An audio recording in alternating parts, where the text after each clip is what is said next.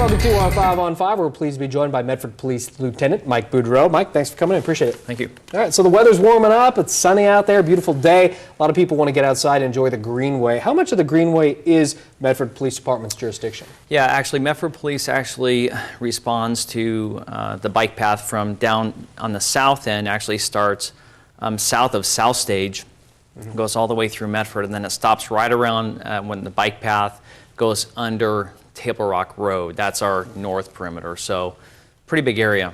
And how active are you guys in patrolling that area or in policing that area? You know, as active as we can. We actually, we just did a sweep a couple weeks ago in which we went out early in the morning about 3 a.m. and we went from one end of the bike path all the way through to the other end and took all those little off trails along the bike path, and we found quite a few campers. We found quite a few homeless folks that were actually in there camping, which is illegal. And what we did at that point is, well, we issued citations to those folks that were in violation of the prohibited camping ordinance that we have, but we also sought them services which we had actually on site to try and help them through their situation. So that's one thing that we do, is to do these sweeps, because you know, camping along the bike path is actually illegal, so we do that. And on the more day-to-day basis, especially throughout the summer, we're going to have cops on bikes patrolling the entire bike path, the entire city limits, and the parks as well. So, and then we also have some cameras set up in certain spots along the bike path that are more prone to be victims of graffiti and stuff like that. So, so we have that going. We used to have volunteers and citizens help us with the bike path patrol. We're actually kind of getting away from that. We didn't feel that it was the safest thing for these citizens to be doing. So we're going to take a more hands-on approach in this next summer. Okay, all right. And what should a person do if he or she finds themselves in trouble on the Greenway? Well, hopefully the person has made efforts the best they can to avoid being in that type of situation. And typically during the daytime, it's relatively safe, but anything could happen really at any time. So, you know, you really want to practice personal safety at all times. And one of the things that goes with that is having a cell phone. If you do find yourself in a situation, you've got to remember that a cell phone, by dialing 911, that gives us your location immediately. Your exact GPS location is a service that is provided when you dial 911. So keep that in mind.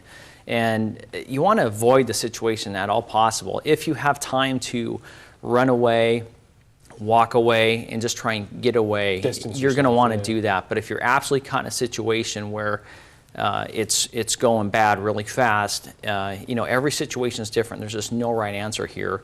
But I would recommend a quick, decisive action to try and get yourself away from the threat or the suspect. Okay, all right, we're going to take a quick break. Much more with Lieutenant Budreau in just a moment. Stay with us. Welcome back to our 5 on 5. Again, we're here with Medford Police Department Lieutenant Mike Budreau talking about the Greenway. Are there certain hours the Greenway should be avoided? You know, there are certain areas there are times that we actually wouldn't exactly recommend. And the daylight time is actually relatively safe.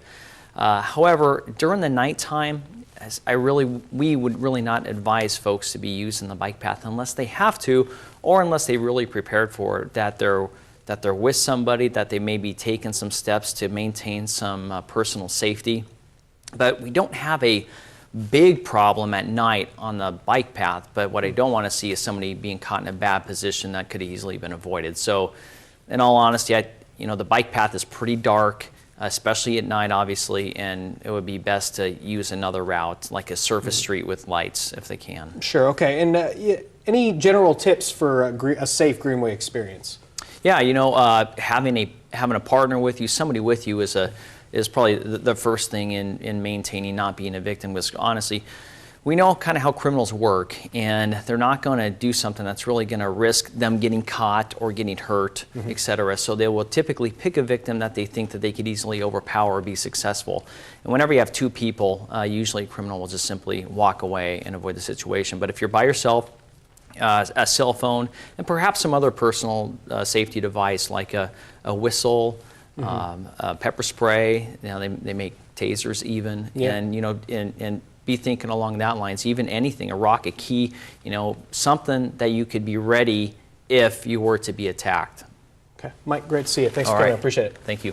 All right, stay with us. We'll be right back.